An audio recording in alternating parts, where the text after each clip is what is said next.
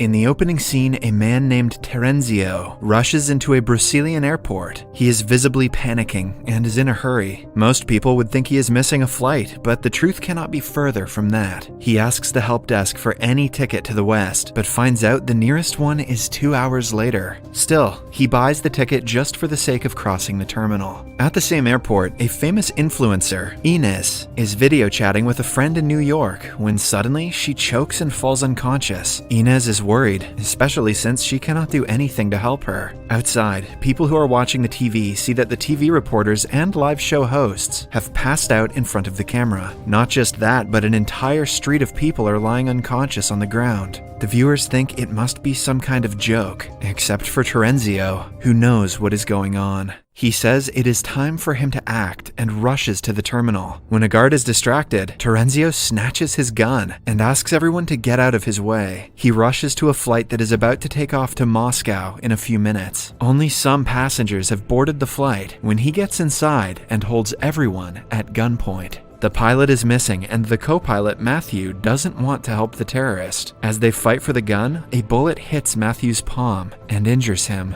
Outside, the passengers panic, and the flight attendant Gabrielle tries to keep them calm. Terenzio comes out of the cockpit, asking if there is a pilot on board. A woman named Sylvie gets up, although she is only a retired helicopter pilot. Under Terenzio's order, she and Matthew take off with all other passengers. The avionics are broken because of the bullet, and as a result, no one from the plane can contact anyone outside. When the plane is airborne, Sylvie and Matthew try their best to reason with Terenzio, but the man remains adamant. He says that he is an officer assigned to NATO and knows something that they don't. Upon being urged, he reveals that the rays of the sun have become deadly. Starting the next day, the sunrise is going to kill everyone, even those who stay indoors. This has already started in eastern countries like Japan and Korea, and the plane will be the next target if the sunrise catches up with them. Matthew and Sylvie do not believe him, and theorize that he is mentally ill. Terenzio also acknowledges that he might seem like an idiot, but claims that he is not. Matthew's hand is bleeding profoundly, which might cause a problem in the long run.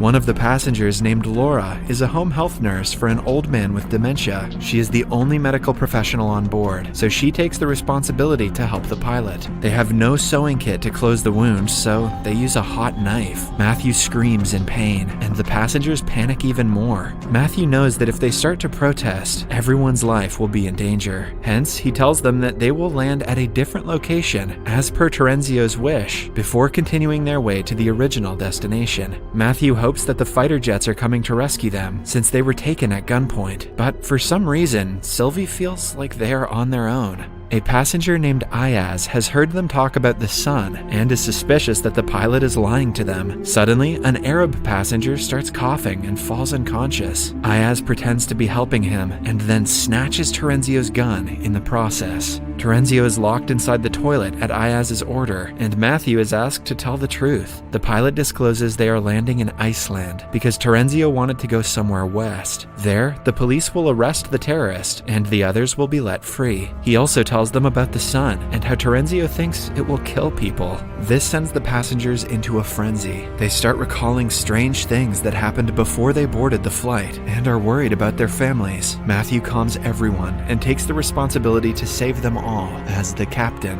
A while later, he tries to land in an airport in Iceland, but gets no signal from traffic control. When they can see the ground close up, they notice several airplanes have crashed into each other, and people are running around. They finally register that Terenzio was telling the truth, but since the runway is blocked, they cannot land. The plane only has enough fuel to fly a bit west to Scotland. Hence, the captain decides to do so and hope for the best. He brings Terenzio out of the toilet so the man can tell everyone what is going on. He discloses that he found out about the sun by eavesdropping on his senior's conversation. He doesn't know why it is happening or if it will stop anytime soon. All he knows is that if they want to survive, they will have to fly away from the sunrise. Meanwhile, the Arab man who passed out earlier is still on the floor. He has a hard time breathing and is about to go into cardiac arrest. With his last breaths, he says that he swallowed diamonds.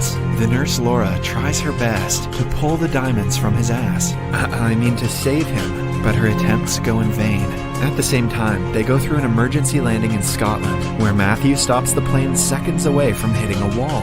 They go outside and their phones start chiming with notifications from their loved ones. The internet is filled with news about deadly sunlight. Half of the world has died, and the other half is waiting for their death. The airport is empty because everyone who had the chance to run away has fled, and the others are hiding in dark places, hoping that it will protect them. However, the news suggests that people are dying even inside bunkers. Suddenly, they are approached by 3 RAF servicemen asking for help. They only have 45 minutes before sunrise, so they decide to collect important supplies and fly west. One of the passengers is an aircraft engineer, Jacob. He wants to go back to his pregnant wife to save her, but for the overall safety of the passengers, he is asked to step back. After collecting supplies and filling the airplane's tank, they take off one more time. One of the servicemen is a pilot and suggests they fly away from the equator to avoid the sun catching up to them faster. Their next stop is Canada, where they will fuel up the airplane again and fix the radio. A while later, the internet is fixed, and their phones all begin to chime. They receive the last messages from their loved ones, who have already died in Brussels. Then, a man finds an article saying that the cause of the disaster is the sun's polarity. Another passenger named Horst is a climate specialist and knows what a sun's polarity means. He explains that every 11 years, the sun's magnetic field reverses, but no one knows why. It has no significant effect on the world, so not much research has been done. However, over the past few decades, the intensity of the reversal was growing weaker. Because of this, Horst thinks the reversal has become much more powerful in the other direction. If what he is saying is true, the Earth is being blasted with gamma rays everywhere the sun falls, which is why people are dying instantly. They have no way to prove the theory because the scientists who published the article are also probably all dead. Right then, Ayaz finds out a news report saying that the RAF servicemen they picked up are actually terrorists from Afghanistan. They were arrested and were being brought back to their country at the airport. Outside, one of them gets into an argument and pushes the old man who has dementia. It causes his death and gains the terrorist the passenger's disapproval. Being a terrorist is cool, but pushing old people? Dude. Sylvie tells Matthew about the news report, and the two decide to abandon the terrorists when they land in Canada. A few minutes later, they land and have 2 hours before sunrise. Several victims of the sunlight lie around in the city. The terrorists are asked to look for repair radio parts in the nearest shop. They agree, but insist on taking Gabrielle and Jacob with them. The problem is that Jacob knows about the plan, but not Gabrielle. Hence, when they are in the shop and Jacob locks the terrorists in a room, Gabrielle refuses to come with him. Jacob doesn't waste any time trying to convince her. In the end, he makes it to the airport while being followed by the terrorists, but Gabrielle is left back in the city. The airplane takes off without her. The terrorists follow it and are able to hit a window with a bullet. Fortunately for the passengers, it only creates a crack, so if they maintain a level altitude, it will not break. A terminally ill kid named Dominic is also on the flight. Ayaz tries to chat with him, but his overprotective mother Zara asks the man to go away. Suddenly, they get a radio signal from someone in Hawaii. The conversation is cut short, but they assume that some survivors are staying in an underwater bunker, which is why they are alive. Matthew wants to leave for Hawaii as soon as possible, but Sylvie thinks going there because of an unclear message would be stupid. Meanwhile, Terenzio is furious that the captain gets to make all the decisions. He protests, and everyone comes to an agreement that they will vote to make a decision from now on. Just when things start to calm down, several alarms ring at the same time, indicating an aircraft malfunction.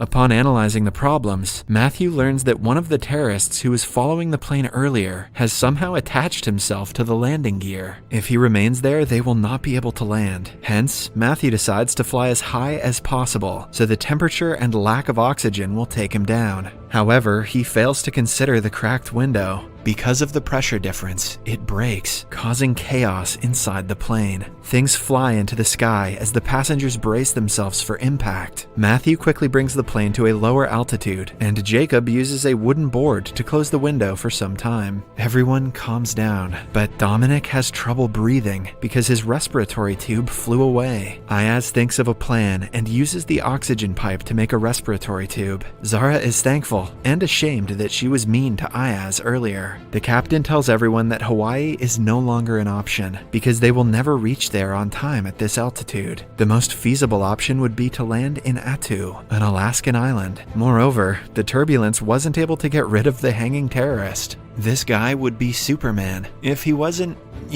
a terrorist. Ayaz, Jacob, and Terenzio go to the undercarriage and make a hole on the plane's floor to get a view of him. Terenzio uses his gun to point into the dark, but the criminal pulls it and almost kills him. Luckily, Ayaz comes to his rescue and shoots the terrorist dead. He becomes their hero for a few minutes before the passengers find out that he was the reason the Arab passenger died. They bury his body back in Canada, where a guy saw Ayaz cut his stomach open. Ayaz confesses he is a con artist who was smuggling diamonds from Brussels to Moscow. The diamonds were inside the Arab man's body with his consent, but he died because he didn't follow the panicking instructions. On hearing the confession, some passengers protest that Ayaz should be abandoned like the terrorists, but the overall vote falls in Ayaz's favor. As a result, he is handcuffed in the avionics bay. In the following scene, they land in Alaska and refill the tank again before taking off. Once airborne, the climatologist Horst discovers something strange. The fruits they picked up in Canada taste like they have no flavor. He thinks it is because the gamma rays are so intense that they are remodeling the atomic structure of the food.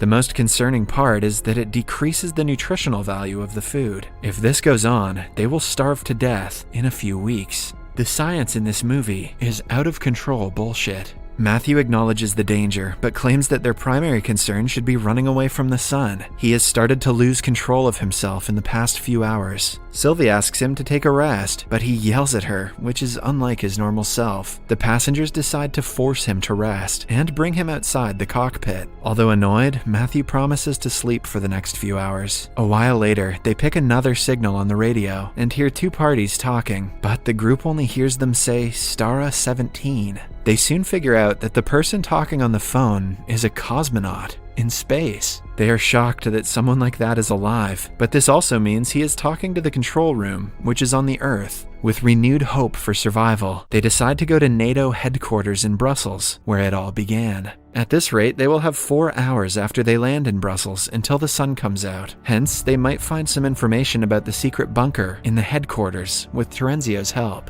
Outside, Laura finds Matthew unconscious in the toilet. It turns out that the injury on his palm has been infected and caused blood poisoning. This is why he had been acting the way he did earlier. To solve the problem, they have to amputate the infected tissue. Laura says she can do the operation in Brussels if they manage to reach a hospital. However, without Matthew, Sylvie cannot land the plane on her own. The passengers beg her since she is the closest thing to a pilot they have, but she knows that she can only land a helicopter. Horst makes her understand that if she doesn't take initiative, everyone is going to die. Following that, Sylvie is made to watch a few videos on how to land a plane. However, when she has to actually do the work, she panics. An aggressive turbulence hits, and everyone braces themselves for the worst. In the end, they go through a shaky landing, but other than that, both the plane and the passengers are safe. Everyone claps for Sylvie and enjoys the moment of achievement amidst the disaster. Not wasting much time, they divide into 3 groups to do different tasks. 2 men stay at the airport to refill the fuel. Zara, Laura, and her group bring Matthew to the nearest hospital, while Terenzio, Ayaz, and a man named Rick go to the NATO headquarters. At the hospital, they find numerous dead bodies blocking hallways. By the looks of it, people were informed about the deaths before sunrise and were trying to save their lives. Laura orders everyone to ignore the chaos and focus on saving Matthew. At the same time, Zara fills her bags with medicine for her son and for the others. Meanwhile, at NATO headquarters, Terenzio shows them the conference room where he first heard about the disaster. They cannot go through all the papers with the time they have left, so Rick decides to see if the surveillance footage has something. While he is away, Terenzio makes fun of Ayaz's Turkish descent, and the two get into a fight. Nothing like racism at the end of the world. He accidentally hits Ayaz, causing him to fall unconscious and bleed heavily. Somewhere else, Rick finds a recording of the officials talking about a bunker under a dam in Bulgaria. The place's name is Stara 17, the same thing they heard on the radio a few hours ago. Before he can go back to the guys, Terenzio comes to him and tells him that Ayaz has already left. Rick sees Ayaz's body lying in a pool of blood on the screen, but is too scared to speak. Half an hour before the sunrise, everyone boards the plane. Matthew is not in his best state, but feels better after the surgery. Terenzio tells everyone that Ayaz drove away before them, but they can no longer wait for him to return. With heavy hearts, they start the engines, when suddenly, a car stops in front of the plane, and Ayaz comes out. In the following scene, Terenzio is being handcuffed in the avionics bay. Sylvie tells everyone that if the Bulgaria plan doesn't work, they won't have enough fuel or time to reach another destination. When they touch down, everyone must be ready because they will only have 20 minutes to drive to the location of the bunker. Ayaz is in the toilet when suddenly he gets a seizure. It lasts only for a few seconds and he thinks it is because he has lost too much blood. However, he refrains from telling the others. When he comes outside, he is asked what he wants to do with Terenzio. Not wanting to sentence him to death, he allows the guy to come with them to the bunker. A while later, they land at a Bulgarian airport and separate into two groups riding two different vehicles. Sylvie drives the first car and leads the way, while Ayaz drives the second one. On the way, he gets a seizure again, causing them to crash. The first car has already driven far away, and the group has no way to keep up in the short time. At an intersection, Sylvie takes the right turn and reaches a half-open gate. A passenger tries touching it and is sent flying because of the electricity. Moreover, it turns out that they have to continue pressing a button for the gate to stay open. To redeem himself, Terenzio offers to wait for the others, while Sylvie and the group go inside. Before leaving, Sylvie handcuffs him to the stand so he won't betray them. It also confirms that he will only be free when the other group arrives. However, Ayaz and the group take a left turn at the intersection and reach a similar gate from the other side of the dam. They use their clothes to climb up and beyond the entrance. In the end, they all reach the entrance to the bunker, even though they took different exits. The passengers are finally received by military men who welcome them inside and affirm that they are safe here. Terenzio is left alone, asking God for forgiveness. As the sun rises, he stands facing it and asks it to do its best. In the end, he is also killed. To know what happens to the surviving passengers next, watch the second part in our new channel, Series Recapped. Thank you for watching.